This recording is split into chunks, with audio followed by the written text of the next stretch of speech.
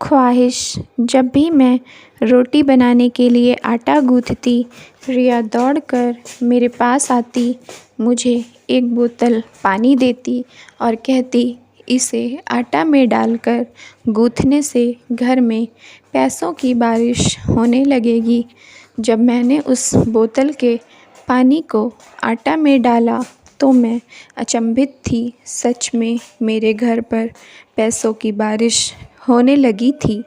कुछ दिन तो मैं बहुत खुश थी, लेकिन धीरे धीरे मुझे रिया पर शक होने लगा, क्योंकि जब भी मैं खाना खाती मुझे नींद आ जाती और जब सोकर उठती तब मुझे पैसे मिलते।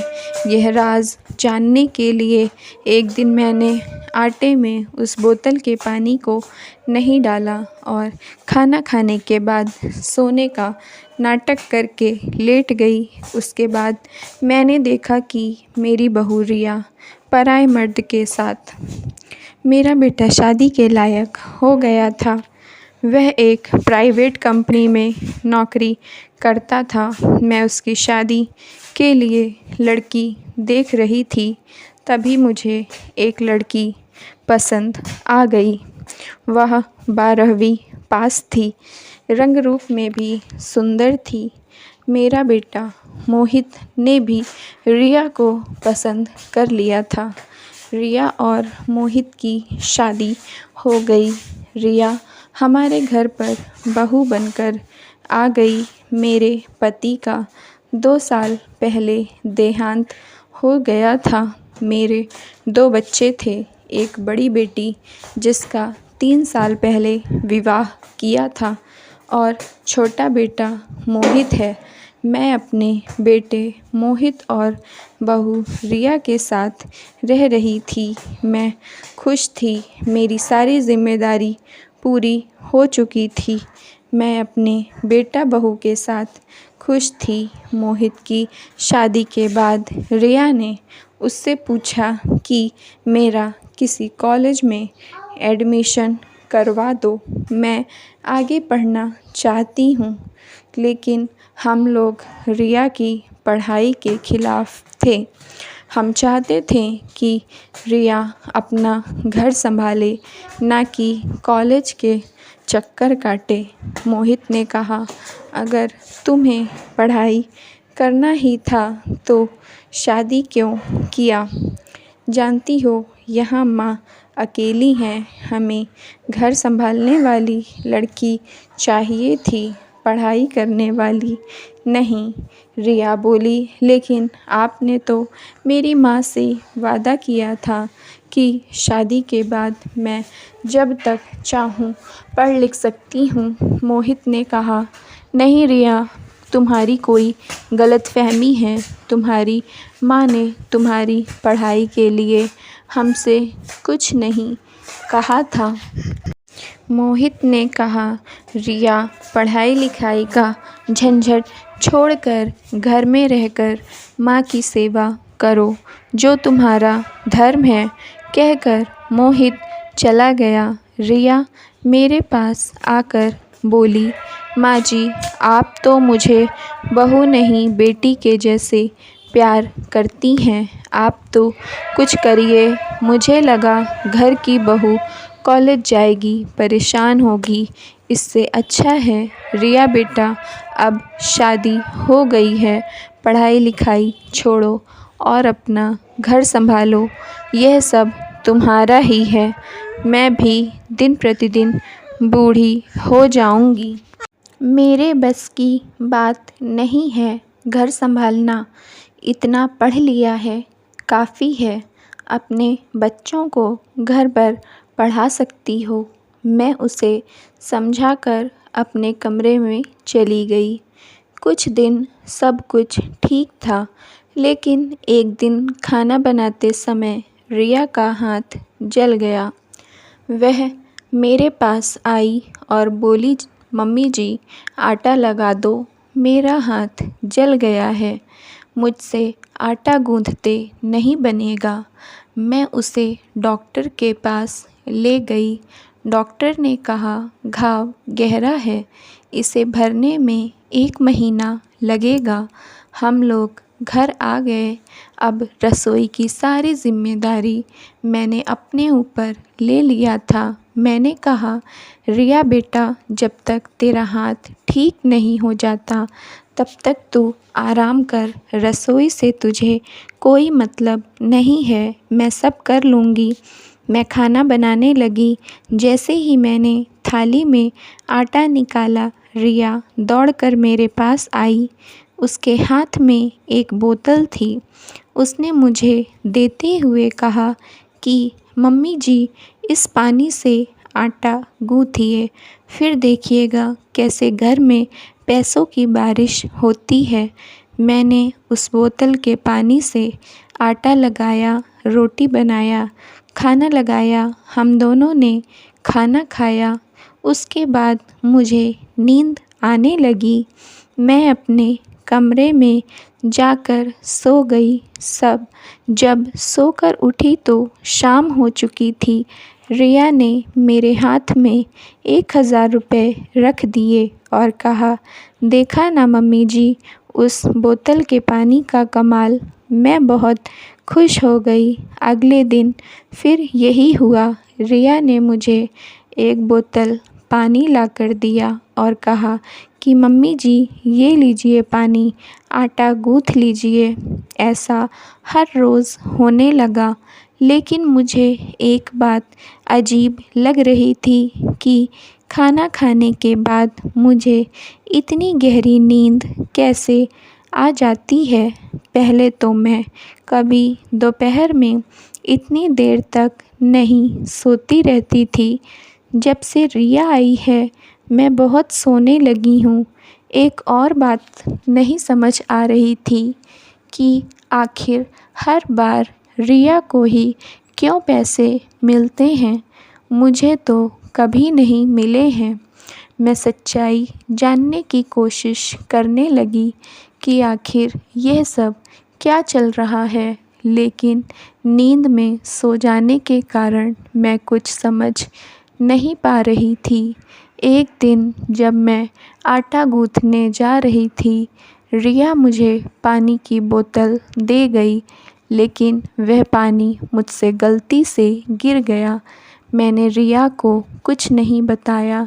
अपने मन में सोचने लगी कि अब आज तो पैसे नहीं मिलेंगे। फिर सोचा, चलो जाने दो, एक दिन नहीं मिलेंगे तो कोई बात नहीं। मैंने घर के साधारण पानी से आटा लगाया, रोटी बनाया। हम दोनों ने खाना खाया। खाना खाकर मैं अपने कमरे में आ गई और लेट गई। लेकिन आज मुझे नींद नहीं आ रही थी। मैं चुपचाप आंखें बंद किए लेटी थी। तभी रिया के गेट खोलने की आवाज़ आई। कदमों की आवाज़ से कोई आदमी मालूम पड़ता था। रिया उसे अपने कमरे में ले गई। मैं धीरे से उठी। उसके कमरे के बाहर कान लगाकर खड़ी थी, लेकिन कोई आवाज़ नहीं सुनाई दे रही थी। मेरे तन बदन में आग लग गई। जिस लड़की को मैं अपनी बहू नहीं, बेटी से बढ़कर प्यार करती हूँ, वह हमारे पीठ पीछे मेरी और मेरे बेटे की नाक कटवा रही है। मुझे उसके ऊपर इतना गुस्सा आ गया कि मैं उसका दरवाज़ा खोलकर अंदर चली गई। मुझे देखकर वह आदमी भाग गया।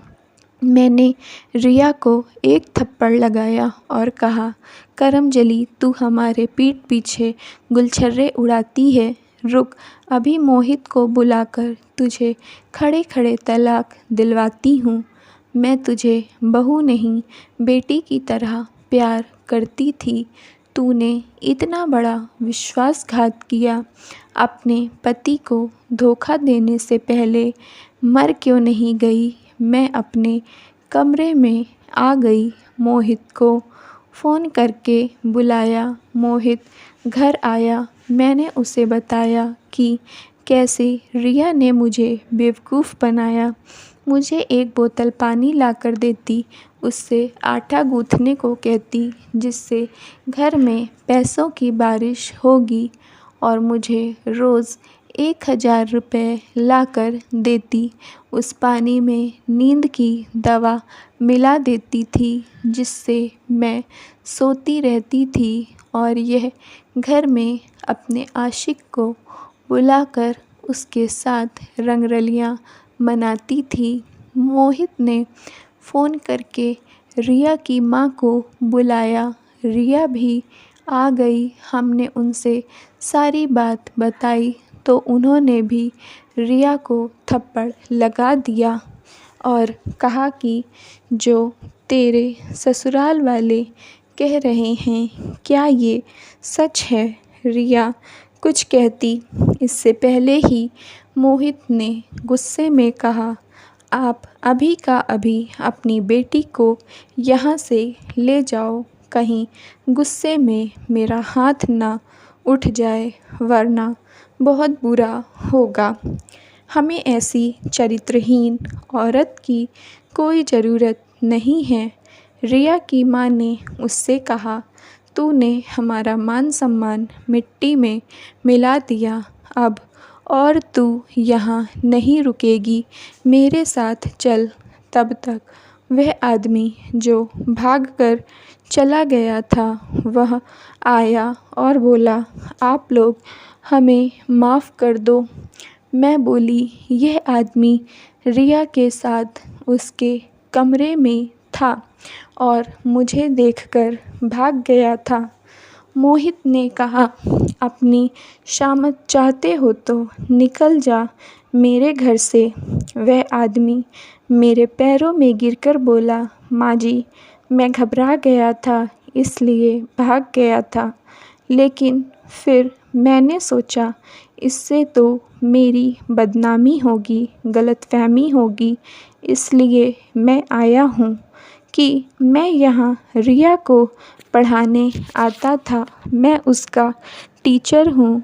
रिया ने बताया था कि वह सबसे छुपकर पढ़ाई कर रही है, इसलिए मैं आपको देखकर घबराहट में भाग गया था।